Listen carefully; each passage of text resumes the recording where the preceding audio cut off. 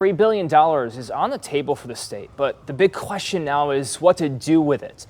The state budget surplus is the hottest topic in this election year. There are many aspects to be considered, including putting money back into your pocket, fixing the roads, getting our kids in K-12 schools back on track after the pandemic, saving money for a recession. 7 Action News reporter Jim Kurtzner going in depth, talking with people and stakeholders watching the bottom line.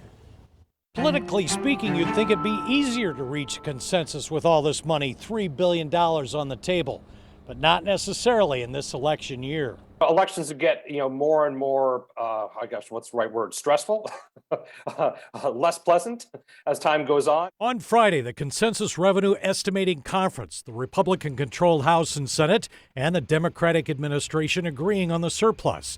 In some ways, the cost of high-stakes politics just went up. Some of the same people who are criticizing the governor are also trying to figure out how to spend all this extra money. Outside of the Lansing political bubble, we all have ideas where the extra money needs to go. Fix the roads, build the communities. There's a lot of schools that was shut down. Governor Whitmer wants a $500 tax rebate, cash, going back to working adults or working couples. That's not been made clear. She also wants to spend $280 million for tutoring and personalized education in K-12 schools to get kids back on track. Sarah Rizk has 2 sisters who are public school teachers. They said it's been really hard over the past couple of years with COVID and everything, and not having enough budget to get supplies and everything they need. We spend a lot on K-12 education. It's the state's most expensive service that it provides.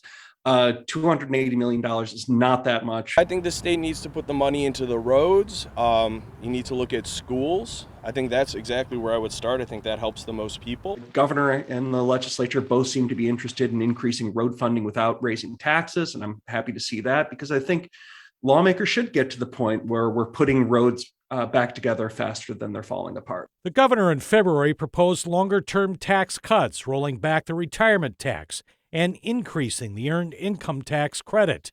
This is similar to a Republican plan. What has passed in the Senate along party line votes: cut the state income tax, increase the earned income tax credit, provide a child tax credit. Right now, the state claims 4.25% of every dollar that you earn, and I believe that the state can afford to lower that to 3.9%. The Consensus Revenue Estimating Conference also covered the serious issues of inflation, economic uncertainty. The Detroit Regional Chamber of Commerce supports putting a $500 million into the state rainy day fund. And its policy conference is back on next week up north on Mackinac Island with state leaders where they could broker a deal. I think a deal is possible, Jim, because, money solves a lot of problems in government. And the fact that there is so many dollars sloshing around right now, as long as the tax cuts that are coming are targeted and are responsible. State lawmakers and the governor like to have a budget deal by the end of June, but they actually have until October the 1st, the start of the new fiscal year, so there could be much more back and forth. Jim Kurtzner, 7 Action News.